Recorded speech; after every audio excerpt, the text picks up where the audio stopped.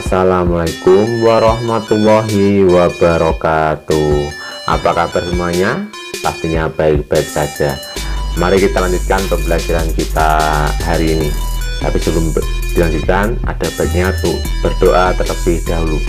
Kita akan lanjutkan pembelajaran daring kelas 4 mata pelajaran Bahasa Indonesia, tema 3, subtema 1, subtema 2, dan juga subtema 3. Kita mulai dari subtema 1, pengertian wawancara.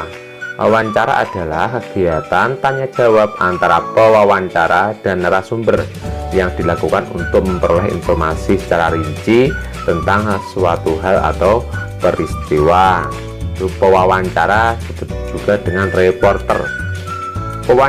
Pewawancara adalah orang yang melakukan wawancara dengan menyebutkan pertanyaan-pertanyaan yang berkaitan dengan suatu peristiwa. Sedangkan narasumber adalah orang yang diwawancarai dan memberikan informasi sesuai dengan peristiwa yang terjadi. Jadi pewawancara itu disebut reporter, narasumber itu terwawancara. Berikut adalah hal-hal sebelum melakukan wawancara. Yang pertama, tentukan topik wawancara. Topik wawancara ditentukan berdasarkan hal atau peristiwa yang ingin diketahui. Yang kedua, membuat daftar pertanyaan yang akan diajukan saat wawancara. Ketiga, menentukan narasumber yang akan diwawancarai. Kalau yang temanya tentang pertanian, narasumbernya otomatis seorang petani, ya. Kalau tentang politik, ya anggota dewan. Sedangkan berikut adalah hal-hal yang melakukan wawancara. Yang pertama, mulailah pembicaraan dengan sapaan yang ramah dan perkenalan diri. Yang kedua, ajukan pertanyaan dengan jelas menggunakan bahasa yang santun. Yang ketiga, catat jawaban yang dijelaskan oleh narasumber. Dan terakhir, akhiri wawancara dengan kesan yang baik dan menyenangkan. Jadi sebelum wawancara, memperkenalkan diri dulu siapa yang akan mewawancara tersebut, ya, biar yang narasumbernya lebih kenal. Hal yang perlu diperhatikan saat wawancara. Yang pertama, pertanyaan yang diajukan itu sebaiknya memakai kalimat yang efektif dan mudah dipahami, ya, agak bulat, sulit dipahami. Yang kedua, penampilan dan sikap saat melakukan wawancara harus santun, sopan, ya. Yang ketiga adalah tidak menyela narasumber saat memberikan penjelasan. Cara membuat pertanyaan wawancara. Pertanyaan yang diajukan saat wawancara bertujuan untuk menggali informasi secara rinci tentang sesuatu hal atau peristiwa. Ya, pertanyaan wawancara dibuat seperti pertanyaan pada umumnya, yaitu menggunakan kalimat tanya, yaitu menggunakan konsep 5W1H. Berikut fungsi penggunaan beberapa kata tanya. Ada kata tanya apa, itu untuk menanyakan hal atau peristiwa yang terjadi. Contohnya itu, apa hewan yang Bapak pelihara, apa tanaman yang Anda tanam, itu ya. Berapa, untuk menanyakan jumlah. Contohnya, berapa banyak hewan ternak yang Bapak pelihara, berapa lama ini akan dipanen, itu ada berapa. Yang ketiga, siapa itu untuk menanyakan pelaku atau orang yang terlibat dalam kejadian. Contohnya, siapa yang merawat hewan peliharaan Bapak. Yang ketiganya, di mana, itu untuk menanyakan tempat terjadinya suatu peristiwa. Di mana Bapak membeli pakan ternak, atau di mana Bapak membeli pupuk untuk sawah tersebut, itu. Yang kelima ada kapan. Kapan itu untuk menanyakan waktu terjadinya suatu peristiwa. Kapan Bapak memberi makan hewan peliharaan, itu contohnya. Yang terakhir ada mengapa, yaitu untuk menanyakan penyebab terjadinya suatu peristiwa.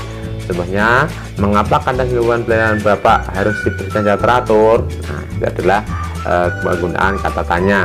Ada lagi, yaitu bagaimana, itu untuk menanyakan cara atau proses terjadinya suatu peristiwa. Ya, contohnya, bagaimana cara Bapak membersihkan tubuh hewan peliharaan? Itu adalah penggunaan beberapa kata tanya. Pertanyaan wawancara yang baik. Pertanyaan wawancara diajukan seperti saat melakukan percakapan biasa, mengalir atau tidak terburu-buru. Pertanyaan wawancara yang baik itu mencakup beberapa hal, diantaranya pertanyaan wawancara disusun secara runtut, ya, urut. Yang kedua, pertanyaan dimulai dari yang bersifat umum menuju pertanyaan khusus. Ketiga, pertanyaan wawancara sebaiknya berkelanjutan dan saling berkaitan. Yang keempat, setelah narasumber memberikan jawaban, kita juga dapat menanyakan hal yang berkaitan dengan jawaban narasumber selama masih dalam koridor atau lingkup pertanyaan tersebut. Mempraktikkan wawancara sederhana. Ingat kembali materi tentang wawancara pada pembelajaran sebelumnya. Nah, wawancara itu bertujuan untuk memperoleh informasi tentang suatu hal yang belum diketahui, ya. Itu prakteknya membuat wawancara. Kita masuk pada subtema 2, narasumber dalam wawancara. Narasumber itu bertugas memberikan informasi yang dibutuhkan pewawancara dengan menjawab pertanyaan. Sebelum melakukan wawancara, kita harus menentukan narasumber yang tepat, ya, orang yang memberikan informasi. Kalau kita mencari informasi tentang peternakan, ya kita peternak, ya. Nah, informasinya tentang pertanian, ya petani, gitu ya. Narasumber yang kita wawancarai sebaiknya memenuhi syarat berikut. Yang pertama, memiliki pengetahuan di bidang tertentu yang berkaitan dengan topik wawancara. Topiknya pertanian, narasumbernya Pak Tani. Topiknya peternakan, ya peternak, ya. Yang kedua, memiliki keahlian tertentu dalam suatu bidang yang berkaitan dengan topik. Dan yang ketiga, mengalami atau terlibat dalam peristiwa yang berkaitan dengan topik itu sendiri, ya, bukan orang lain, jari, tapi ya memang pelakunya beliau sendiri. Sikap-sikap pewawancara yang baik terhadap narasumber, ya, orang yang mewawancarainya atau reporternya. Yang pertama, memperkenalkan diri kepada calon narasumber serta menyatakan maksud dan tujuan yang jelas. Yang kedua, meminta kesediaan seorang untuk menjadi narasumber dengan bahasa yang santun, yang sopan. Yang ketiga, menepati janji wawancara dengan narasumber pada waktu dan tempat yang telah disepakati. Syukur-syukur lebih awal datangnya, ya. Yang keempat, melayani narasumber dengan baik, misalnya memberikan makanan atau minuman saat wawancara sebagai selingan ketika kita berwawancara kepada narasumber. Sikap-sikap pewawancara yang baik selanjutnya adalah mengajukan pertanyaan dengan jelas serta mengulangi pertanyaan jika narasumber kurang paham. Selanjutnya, ya, kita tidak menyela atau memotong penjelasan narasumber saat menjawab pertanyaan. Jadi ketika narasumber memberikan penjelasan, kita jangan memotongnya, biarkan penjelasan itu selesai dulu, gitu ya. Yang ketujuh, mengucapkan terima kasih setelah melakukan wawancara. Kenapa kalau terima kasih? Ya, kita kan sudah diberikan informasi, ya. Masuk kita begitu saja meninggalkan, ya, kita setidaknya mengucapkan terima kasih karena kita sudah diberikan informasi dan beliau sudah meluangkan waktunya. Nah, ini contoh sikap dalam berwawancara. Daftar pertanyaan wawancara. Pertanyaan yang diajukan kepada narasumber harus sesuai dengan topik wawancara, otomatis, ya, tak oleh melenceng.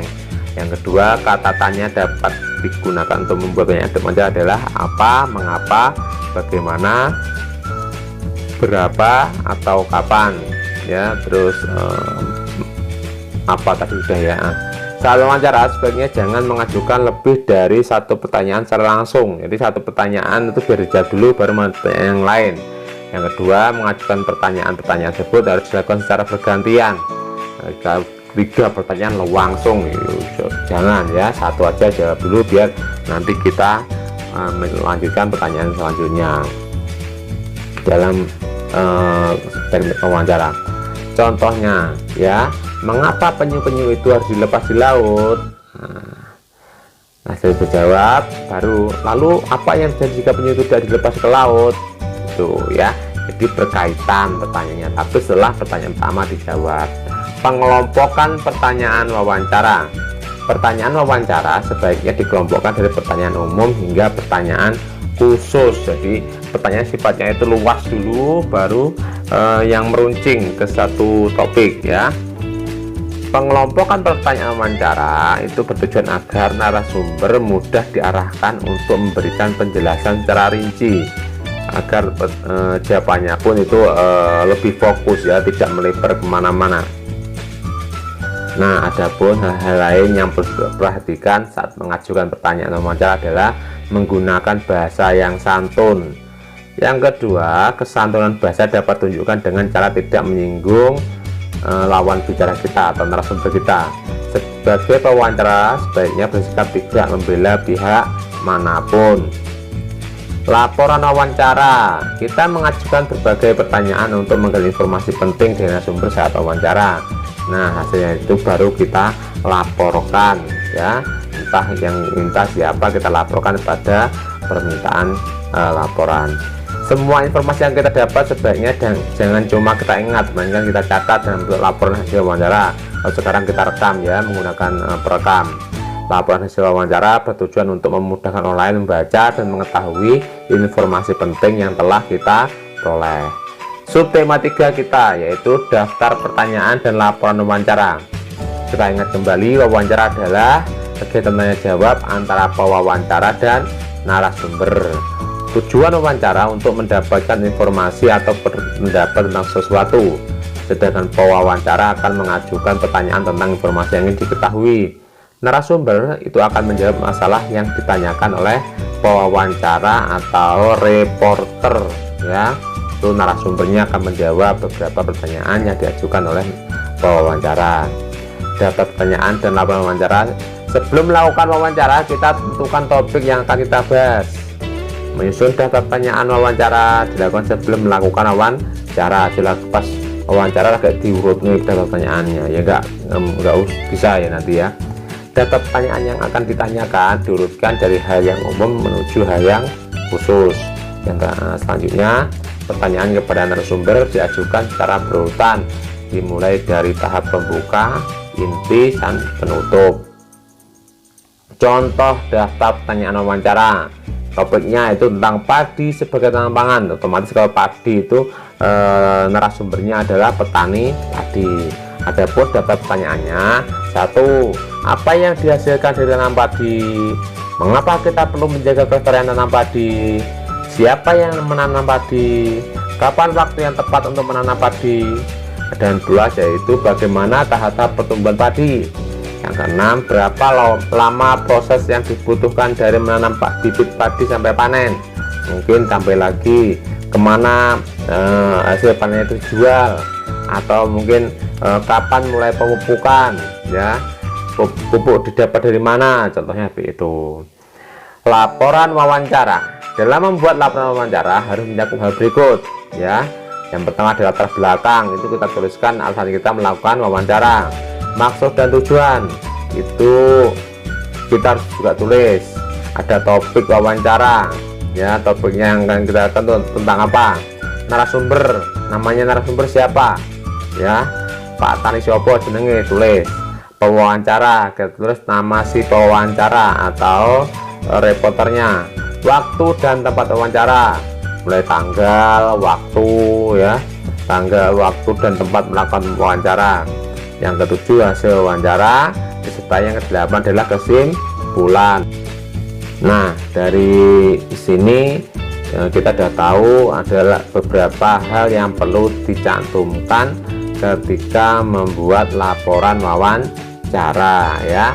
Dari semuanya itu perlu kita cantumkan agar nanti laporan kita itu mudah dipahami oleh para pembaca atau orang yang menginginkan hasil wawancara kita ketika dipublikasikan ya, ditunjukkan kepada pihak-pihak yang menginginkannya, agar informasi tersebut bisa diterima dengan baik oleh para pembaca atau yang menginginkannya.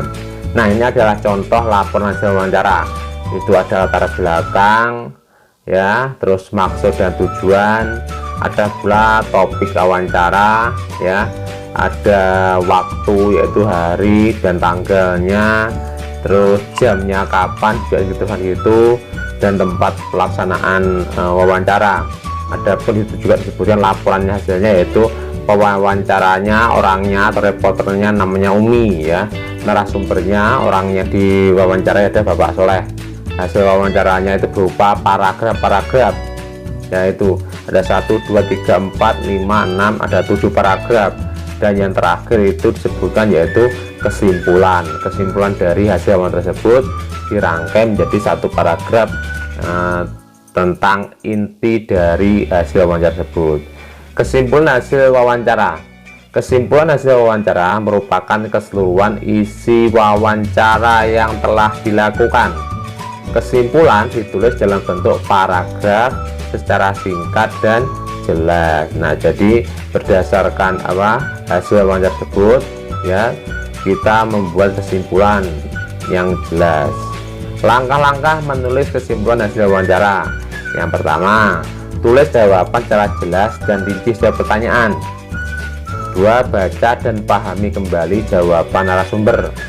Yang ketiga, lakukan pengelompokan jawaban yang mengandung inti topik wawancara. Yang keempat, tentukan ide pokok yang mengandung topik wawancara. Selanjutnya, tentukan kalimat utama yang menjadi inti pembahasan wawancara. Yang keenam, tentukan kalimat penjelas yang mendukung inti topik berdasarkan jawaban narasumber. Yang ketujuh, gunakan kalimat efektif agar kesimpulan tidak terlalu panjang dan bertele-tele. Bertele-tele bulat ya, gak langsung nyanggone poin yang ingin disampaikan. Yang delapan, menggunakan bahasa baku sesuai kaidah agar mudah dipahami ya. Bahasanya bahasa baku, bukan bahasa sehari-hari. Contohnya ini, kesimpulan hasil wawancara.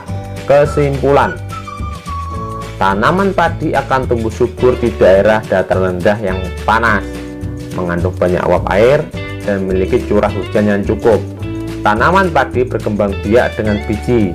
Bagian-bagian tanaman padi yaitu ada akar, batang, daun, bunga, buah, dan biji.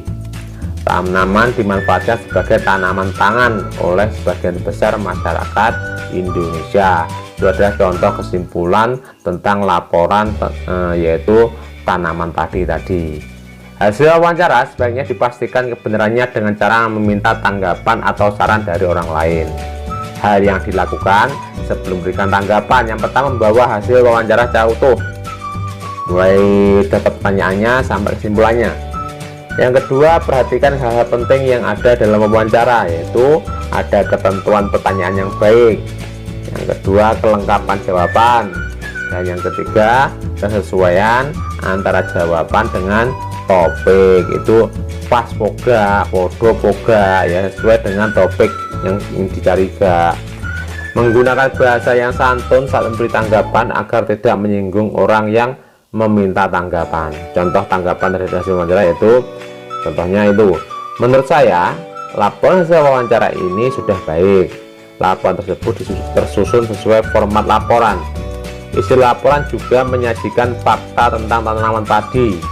Penggunaan tanda baca dan huruf kapital juga sudah tepat. Itu adalah contoh tanggapan terhadap suatu hasil wawancara. Itu sudah cukup baik ya.